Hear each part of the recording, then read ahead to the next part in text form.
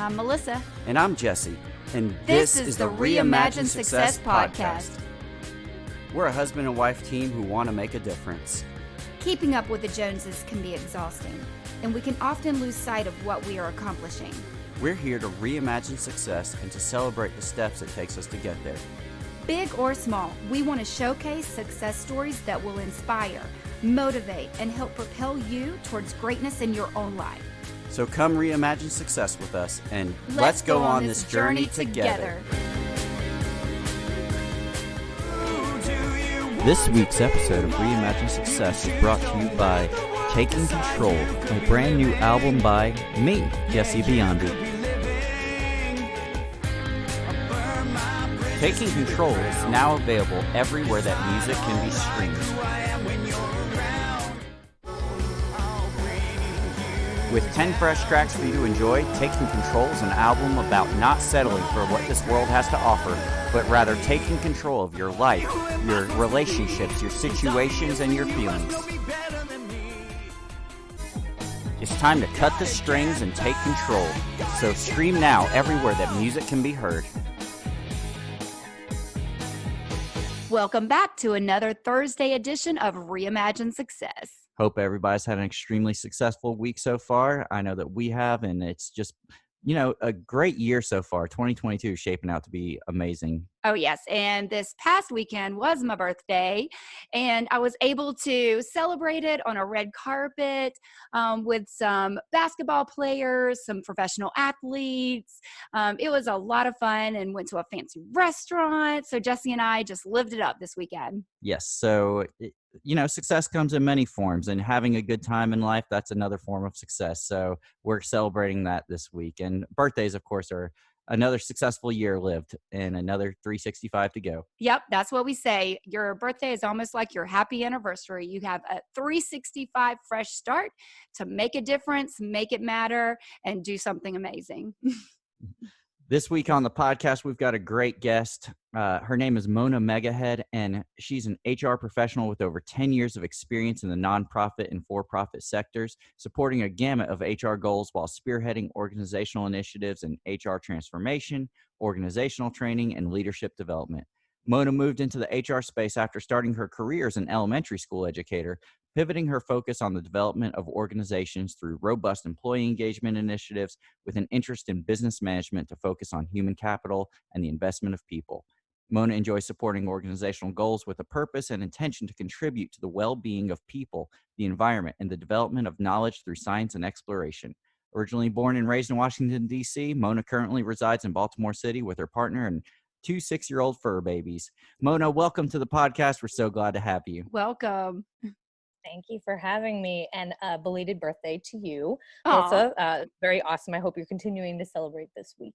Thank you so much. And it's so cute because we actually saw one of your fur babies, through our Zoom link. So it's really awesome to have you on the show, and we're so excited to dive in, learn more about you, and for you to share all of your knowledge and wisdom and insights to our audience. Yeah, thanks again. Mm-hmm. Yeah. So Mona, why don't you go and tell people your story, kind of who you are, what you do, and what you're passionate about. Sure. So really, I'm an HR professional, like you said. I've been in the space for a little over 10 years. And I really got into the space because I was working with preschoolers. I was working with school-age children, and I was making ends meet in the evenings by running nightclubs, after bartending, and I got into people operations. I really started diving into business operations, and I started to focus on people development. And I decided that having studied art and working with kids wasn't really the right path for me. And so I went back to school for business management, and I then explored HR. And so I just focused on those spaces and kind of dove in. I've done a lot of different roles. I've helped companies kind of map out employee engagement strategies, revamp their organizational structures. And I've done it in a lot of different spaces. So like you said, nonprofits, for profits, and I'm recently leaving the aerospace and defense industry. So Mm. that's where I am career wise at this point. Yeah, that sounds amazing though. Yeah, I also was in the educational field and Mhm. decided to leave. So I want to unpack that a little bit because there's a lot to talk about there. I was a middle school music teacher. I did orchestra and chorus for 6 years. And it was just a year ago that I stopped teaching. And so, will you talk a little bit about why you left the education field and decided to go into HR? Sure. Like I said, I studied fine arts, and I didn't really know that I was going to work with kids. It kind of just happened. And I was doing a lot of different programs and different types of education plans that focused on art. And what I started to see in the industry was that people were burnt out.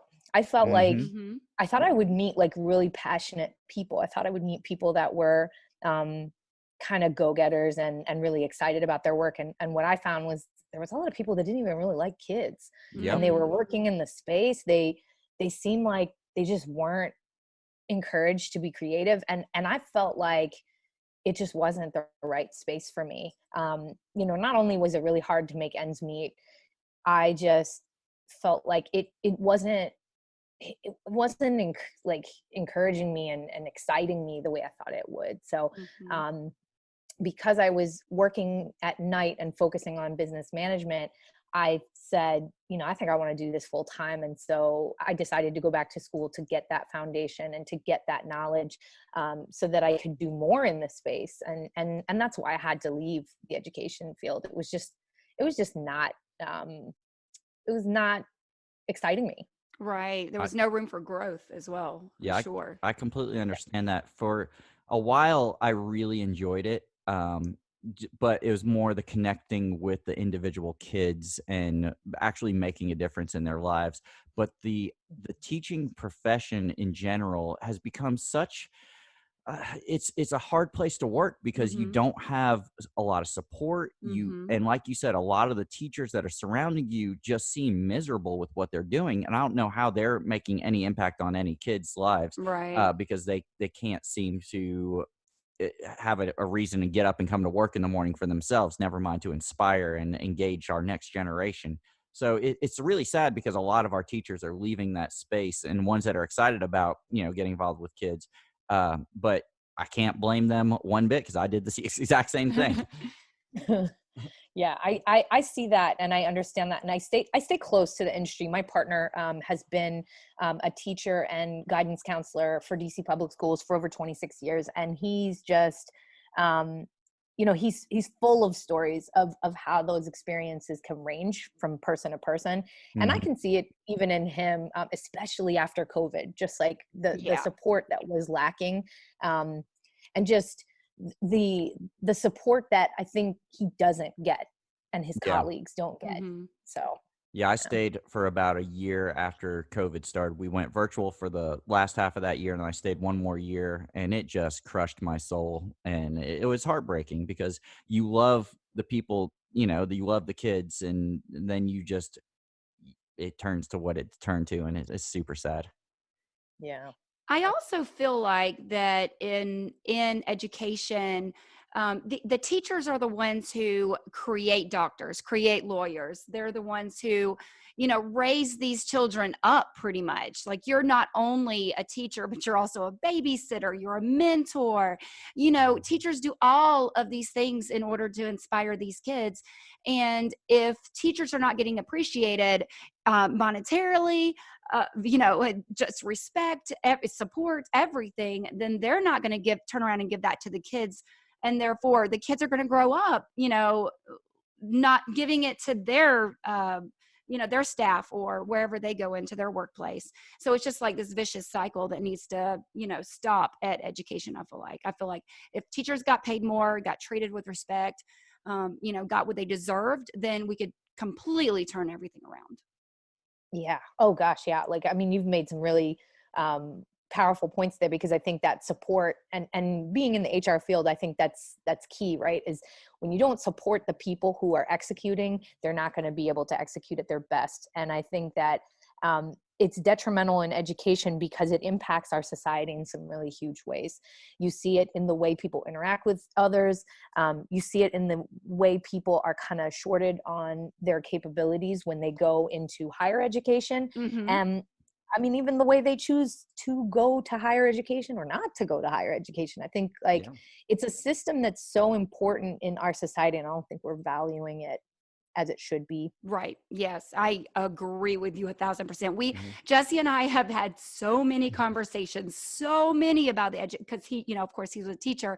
So we've had so many conversations about this particular thing, and it just, I just want to change everything, but it's the system's just so broken. Yeah. Just burn it down and start over. But, I think HR is a good transition though out of that, because you find as a teacher how frustrated you are as an employee, and as an HR person you kind of deal with other people's frustrations and trying to make them feel better about their job. And so you could kind of take your experience of being frustrated and work on a way to help other people not feel that way. Do you find that to be the case for you? Yeah, I mean, I think I took a lot of really great foundational knowledge from working with kids and working in educational facilities, because I think that when you go into HR, people have this perception that HR is like a person who talks to you about your benefits and a person who handles your paycheck, and that may be part of what somebody does in HR. I know that in my first role within HR, I had learned to do payroll, learned to do benefits, manage benefits, learning how to administer them, learning how to speak to people about them, educate them on them. But that's not even a fraction of what you begin to dive into if you're doing a role like mine, which is strategic partnership and learning how to support organizational development. And all those things can come from foundations like education and working with children, or working in a space where you have to create a structure in a classroom to help transfer knowledge, or help people, children in that case, grow to their fullest potential. And so I think that what helped me coming from the industry I was coming from is that I was able to sort of take in skill sets like learning how to talk to people, learning how to give them encouragement, and using positive reinforcement to help them achieve goals, transferring knowledge in a way that works differently for different types of learners. And that's an important thing as well, because I think in the workspace, there's this perception that there's a process, there's a machine, it needs to work a certain way. And that's well and good, but I mean, talent comes in different shapes, different sizes, different forms. They learn differently.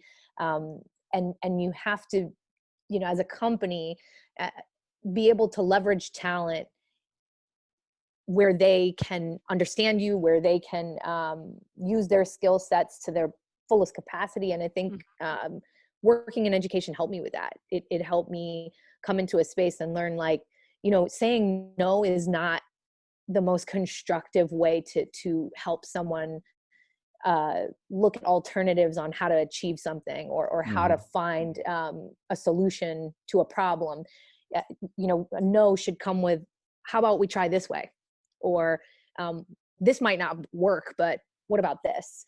And I think that's really the role of HR is to help support those organizational goals and help people find their way. Right. Now, I know that HR has changed a lot since COVID. I have talked to so many employees who are leaving their jobs and finding other jobs that best suit them and their needs and their life. And it may not be, the highest compensation or salaries. They're going with the best benefits and the best benefit packages that suit their needs. A really great work-to-life balance. I think if anything, COVID brought that to us, right? That we need to focus on what's really important in life.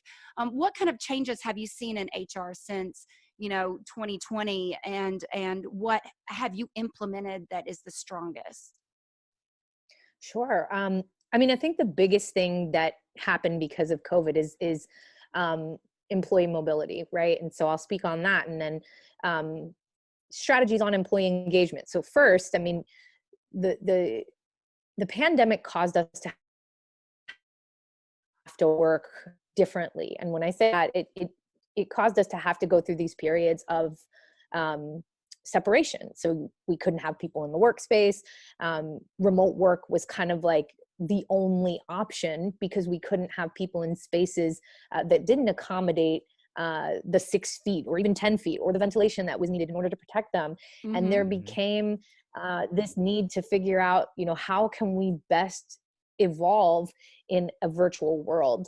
And one of the things that I was pretty instrumental in roles that I was participating in is offering people remote capabilities, hybrid capabilities that worked based on their job and based on the company's needs, right? So really evaluating what the company needed, what the organization's goals were, and how they could achieve them with people globally or nationally, and how collaboration had to change when people weren't in front of one another. I think the perception sometimes when you're managing people is that you need to see everything they're doing. You need to actually visually observe the way they conduct and complete tasks. And I think the key there was to teach managers and offer managers different strategies for engaging with their employees and engaging with their teams in order to help them influence those teammates in doing their work in their own space, and also having communication that works for both parties, right? Like, what does it look like to collaborate together, and how can I still engage with you even though we're not seeing each other face to face? How many times a day? What does that look like? How to conduct virtual meetings constructively and how to use that space the best. And so there were different strategies that we worked with internally to make sure that teammates had a new toolkit for virtual working. And one of the things that I was focused on specifically in my last role was training hiring managers to attract talent differently. As an HR manager in my last role, I was really focused on talent acquisition, and that was a super challenging piece of this pandemic because, it's now an employee's market. Yeah. People now know that they can get jobs virtually and they can work differently. And whereas before you're bending over backwards to relocate for a new job, we were reaching out to people and trying to get talent to take roles that they might not necessarily want because they didn't want to be on site.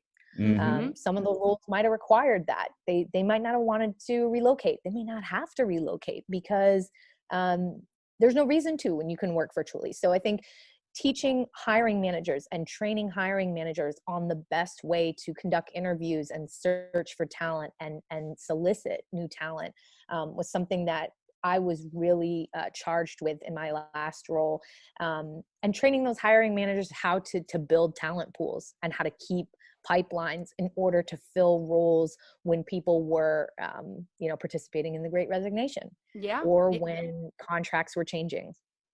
Yeah, I know I'm spoiled now working from home.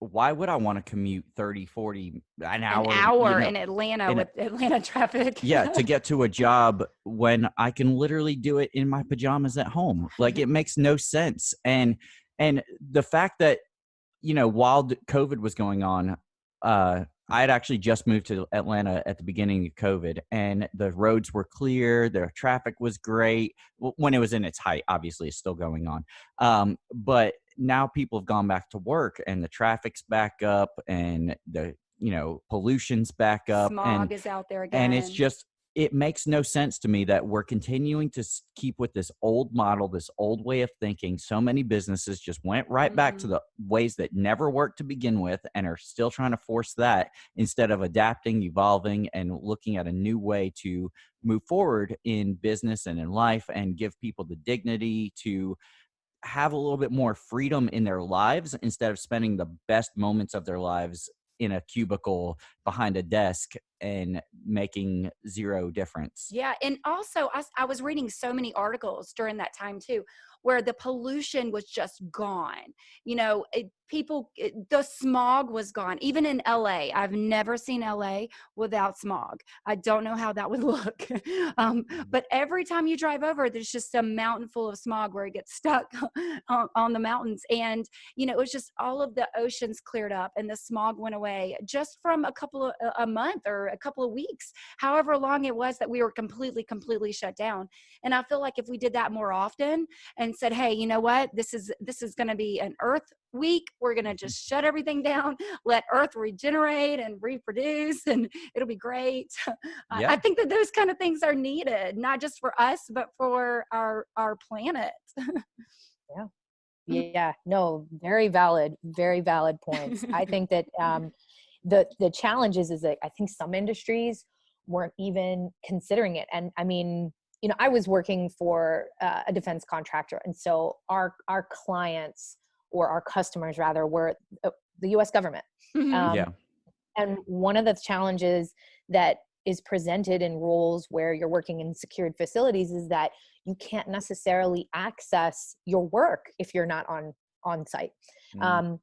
So that was a battle that I had a lot with some of my hiring managers, where I was like, you know, you want to get this talent to come, and this is this one person who can who can do this job as a radiation engineer for the Department of Defense. But listen, Right. this person doesn't care that you want them there. They live here, and this is where your role is. And you're not offering any incentive for them to come to this new city or to come to this role when other roles are being offered to them that allow them to work remotely or from the comfort of their home or from a comfort of a location that's closer to their family. And that was like a super big hump in the road in my role in HR, because the government customer wasn't really within my organization. There's someone that we're serving, and having to convince them to be more flexible and to understand that the world has changed. That was the biggest challenge for me, because I had to work with those hiring managers to kind of understand, like, it's not as easy to just pull someone from their job and throw them money and say, here, we'll give you this money if you take this job and come and move here or work in this site. There's different things that are important to people now. And COVID changed things for a lot of people. Yes, it sure did. Time, I feel like time has become so much more valuable to Yes. people than money could ever be. Yeah, time, family, you know, what the actual core of what is important. Yeah. Humanity really came back a little bit during COVID, I believe. Yeah. As much as I feel like it almost seems like, and I'm not trying to be a conspiracy theorist, but it almost seems like they're trying to take away our humanity through all of this and keep us separated. I feel like it lit a fire in most people to be more together and to try to have more meaningful relationships through this. Yeah. Oh, I would certainly agree. Yeah. What sacrifices have you made in your profession while spearheading the initiatives of change? Like, I'm sure that takes a lot of effort, and you know, you could probably just have sat back and just done your job, but you said, no, I think that this needs to be different. So you stepped up and you decided to make change in your organizations. What sacrifices did that cause for you, and what did that look like? Sure. I mean, I think we go back to, you know, what you said about humanity and how this time has kind of changed. And when I think about sacrifices, I think really heavily on what my work in the past 3 years has done for me, or you know, how it's impacted me. And I think my mental health is something that I've sacrificed in a big way during this time, because when you are working from home, which I was doing, and when you are working long hours, I think sometimes you forget when it's time to get up and go to the gym, get up Mhm. and Yeah. go for a walk, get up and play with your cat because he's going to toss everything off your desk until you do. Um, or, you know, See the sometimes my sunshine. partner, yes, exactly. You know, sometimes my partner would come home. I mean, he got off work a little bit earlier than I, and he had to go back in person into the school in February of last year, but he would be home, you know, after his work day, and I was still working, you know, still working, still going through meetings, still having conversations with people, putting out fires. And I think, you know, when your work is in your home and you're spearheading different initiatives from home, there's a hard, it's a hard thing to separate those spaces, you Mhm. know, saying, okay, this is where my work stops and this is where my personal life begins. You know, my boss would text me, or there would be conversations that carried on into the evening with colleagues. And I think overall that can be unhealthy. I think that's something that people are sacrificing all over the country, all over the world at this point. And that kind of sacrifice, I think, though, you know, it's awesome to be engaged in your work and it's awesome to be, you know, all in. You burn out eventually, Mhm. Oh and yeah. it's not sustainable. It isn't. And you have to have a work-life balance, which I feel like that's what we're all striving for. At the end of the day, you're looking for a work-life balance. Now, since you and most people out there right now are remote, do you find it helpful to separate your spaces, have your office space, and maybe, you know, at a certain time you're done, close the laptop and have to just walk away and everything will be there tomorrow? Do you find that something like that could be helpful for all of those people out there that are trying to separate their spaces of home and work? Sure. I think, you know, I went into it trying that. So I have a designated space in one of my rooms in the house. So there is a designated space with a desk, with a couch. So if I want to like switch to sitting on the couch and on my laptop, I can do that. But that space, that room is Hmm. dedicated to the office. But then I think I got kind of claustrophobic in that, and I started expanding. I would sit on my kitchen table, I would sit on my couch in the living room, I would go out to coffee shops if I didn't have, you know, content sensitive meetings that I was having during those days. And I think it has to do with time. I think I think space is not necessarily something that works for everybody because of the way their home dynamic might be. Maybe they have kids.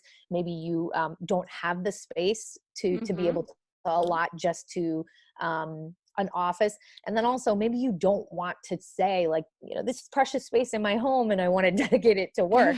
Um, I think what you have to do is be intentional about your Hmm. schedule and be intentional about what works for you. You know, if you need to have family time or self-care in the morning before you start work, you know, have a time and a place for that, and dedicate to that. If you need to, you know, be attentive to kids and family and the partner after a certain hour, do that. Right. So I think it's not so much about physical space. I think it's more about making that space mentally and saying, this is what I'm going to do and this is when I'm going to do it, and following through with that. Yeah, that's great. I mean, time management is a huge thing in not only, you know, your daily life of your work, but your daily life as a whole. I know we have our goals for 2022. We have our monthly goals, we have our weekly goals, and we try Hmm. to hit those every single week of what, you know, and daily goals. And I think those are such key factors to life, is set up your time for success. Yep, and you have to plan it accordingly. So like we will we'll designate certain nights out of the week. We don't do it every night because we don't want to get burned out, but we'll Hmm. say, okay, on these nights this week after work, we're going to go into our creative stuff because we're both creatives. Hmm. I'm a musician, Melissa's an actress and a writer, and she's working on her second comic book right now that she's about to release. And so you know, there's a lot of things that we have to do creatively to pursue these passion projects of ours. And if we don't dedicate that time, Yeah. we don't get to it. Yeah. But we have to say to ourselves, okay, 5 o'clock comes, hard stop at work, and we're getting to work on our creative stuff. We're going to eat a quick bite of dinner, Yep. and then we're going to get right 6 to it. to 9:30 is our creative time tonight. And then, tomorrow will be our veg out on the movie date night. Yeah. That's our date nights these days, couches and a movie. But you have to plan that out. You have to make that time, or else, like everybody has already said, the work-life balance won't happen, and you'll get burnt out, and you'll just be miserable. Yes. No, I think I love to hear that you share that together, and then you also have sort of that cut off and say, like, this is the time period we're going to do that, and this is when we're going to be intentional about having date night, which I think is awesome to hear from couples, because you're having the creative time, whether that's shared or together, but then you're also separating time for the relationship and Right. having that space. I think that's so important, especially when you're like a working adult with hobbies, with a job that is demanding, and then you might have a home life as well. Well, I think the problem is that too many people let their relationships go on autopilot, and they think that it'll just happen organically. But a Right. relationship is just like anything else. If you don't work at it, it's going to fail. Like Right. if you had a business and you just said, well, I'm just going to let it go and I'm sure it'll be fine. Your business obviously isn't going to succeed. Why do you think that your relationship with another human being that has so many things going on in their lives as well Yeah. is just going to work out? You have to put You the work into have it. You to have work to at put the it. energy into it, just like anything else. And you have to learn each other every single day, because every single day you change, right? So every day you have to learn about, hey, what's going on in your mind today? Like, how have you changed? How have you grown? And if you're growing together and you're learning these things about each other every single day, you're definitely going to succeed. Yeah. Just like you in HR, I'm sure you have to learn your employees and what they like, and what they feel like they could change within the organization. And you take those things, and some things you're like, maybe that's not a great idea. And then some things you're like, yes, we can make this happen. Yeah. But if you never speak to the people that you're over Yeah, and you you'll just never assume know. that it's going to be okay, it's going to fail. Exactly. No, I agree with that wholeheartedly. And I think it's important to build relationships outside of just what you're doing in the workspace, right? And one of the things that I was really lucky to have with some of my colleagues was relationships that were cultivated on shared interests. So I do photography and painting on the side. That's kind of like my hobby. That those are interests that I share with like minds, and I found a lot of people within my organization that I could share that with, and had at least 2 different colleagues that we would just kind of exchange photographs that we would take throughout our work week, and cool things that we would see, and it helped us work better together. It helped us kind of come to the table with shared interests that helped us have conversations that weren't just about, well, let's talk about your employees and let's talk about our salary evaluations and performance development for so and so. We got to actually be real people, and so that was kind of nice. Right, be humans. Now, I know that you have been spending a lot of time at work, and you've been, late nights and developing all of this change. Do you feel like it's been more difficult as a woman to have your voice heard, or do you feel like that just right now it's just so much work that you have to do that it's just that's what it takes? Um, you know, I don't know that.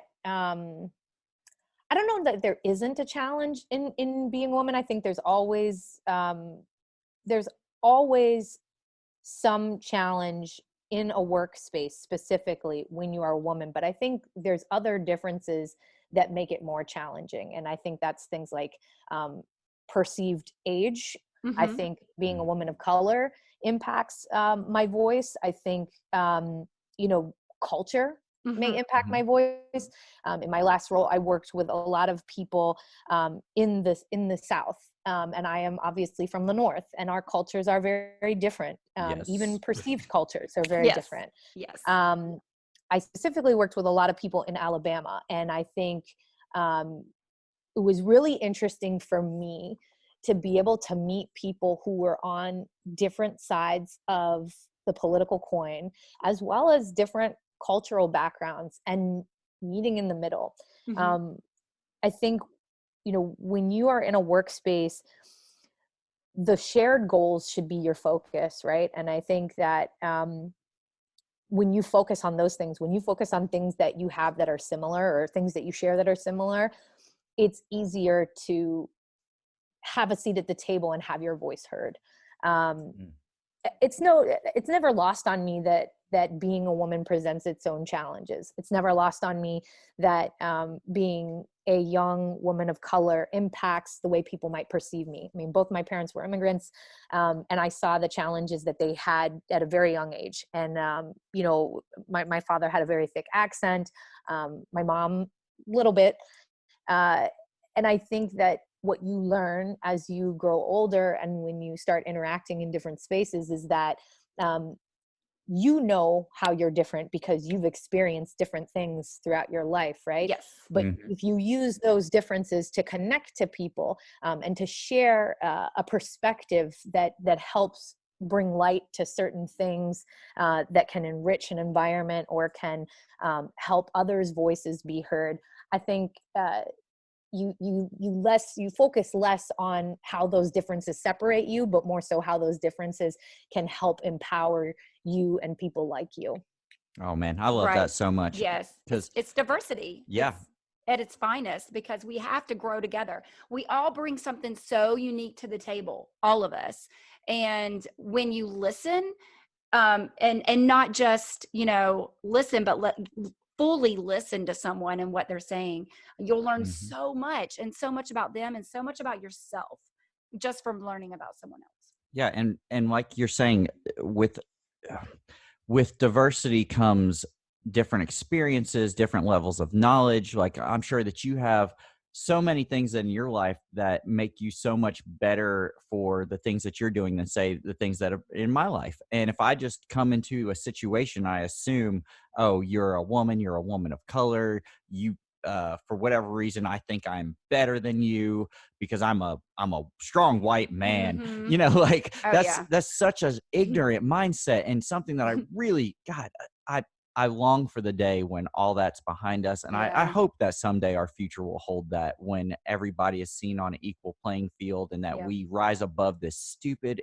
idiot mentality that anybody is better than anybody. Right. We are all the same. We're And all humans. yeah, and literally, like, so the way I look at things is we all came from the same start. We're all made of the same stuff. We are literally all the same. We share so much between ourselves. There is nothing that is better about somebody. I don't care how many billions of dollars you have.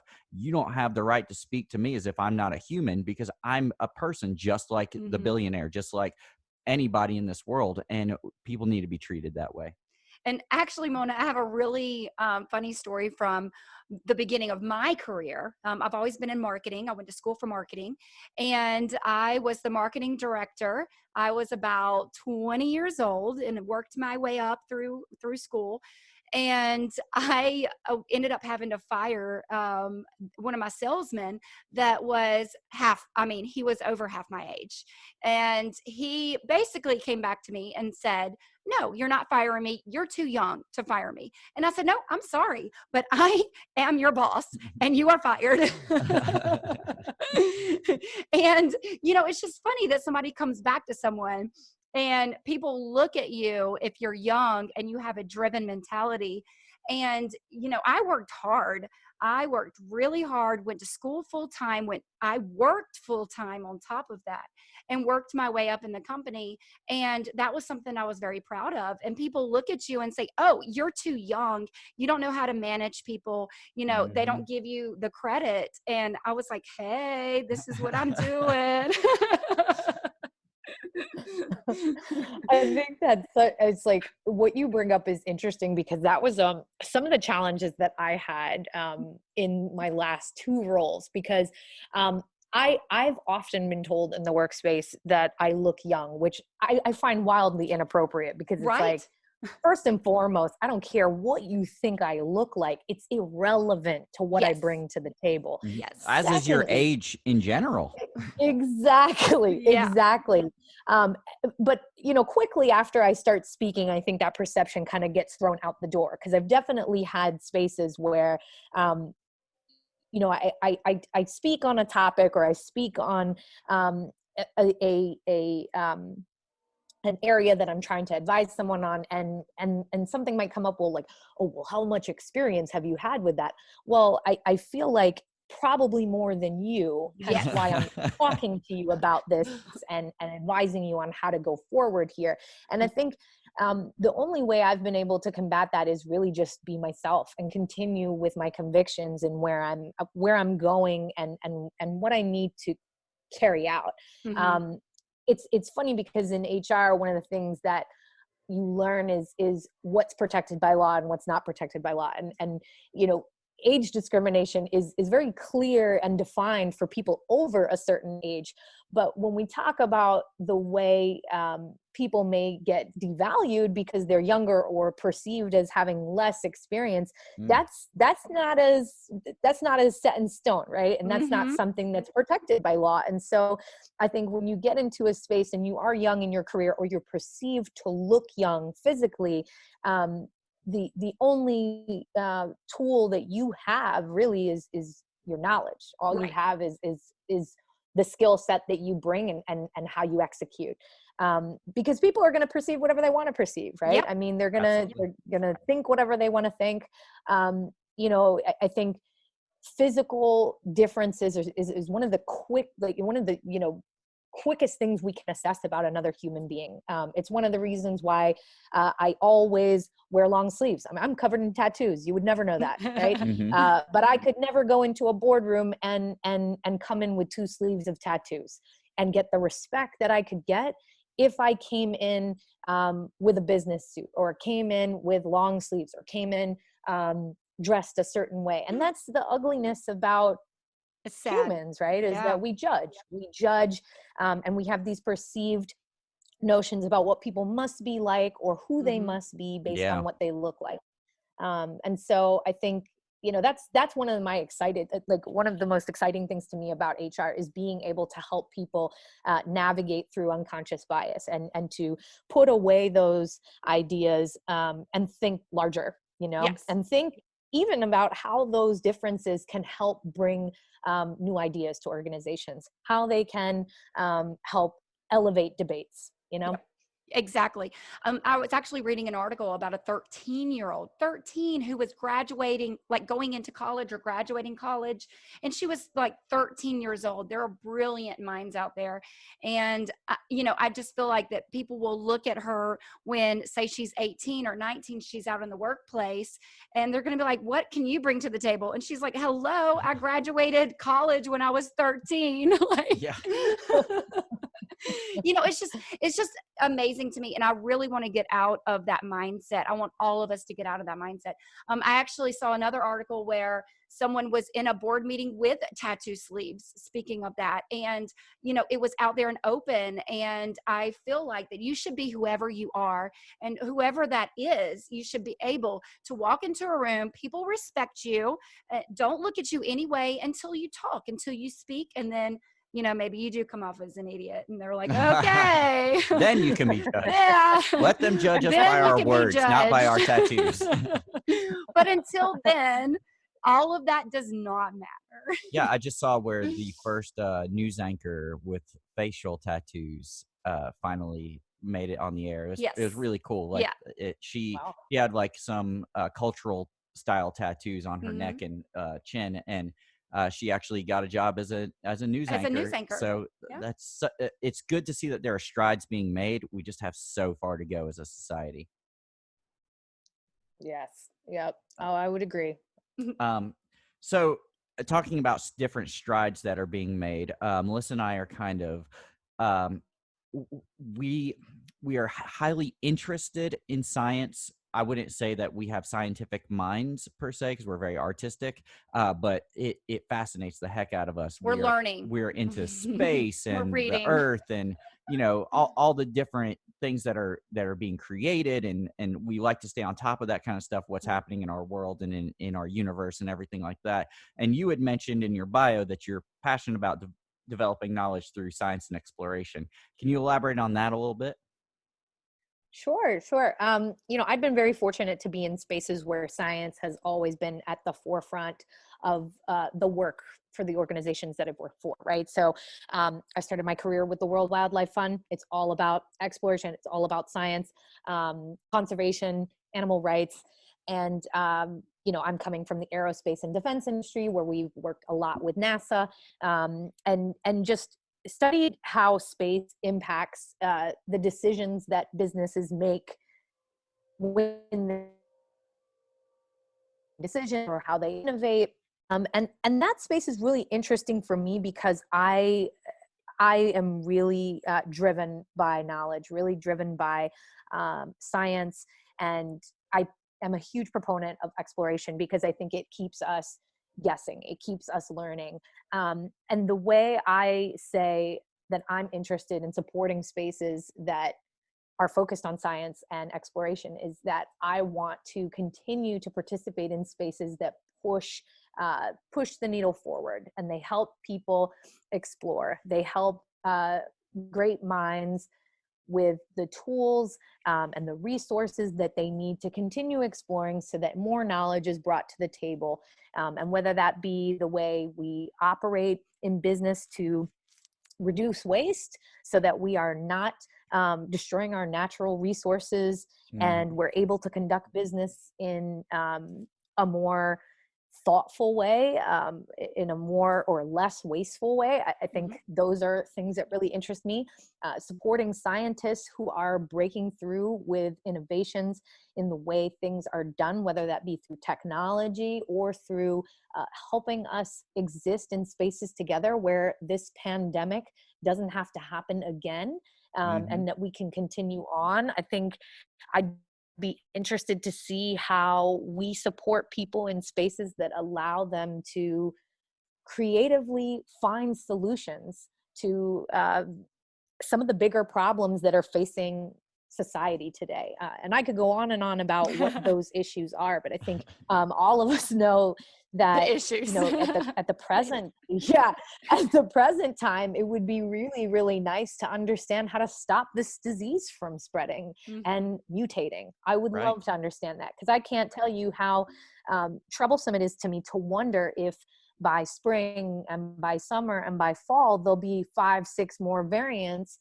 that are going to present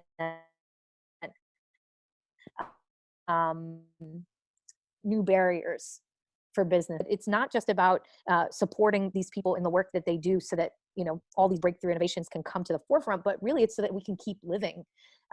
If we don't support these spaces, businesses like restaurants, the corner store, they're not going to survive.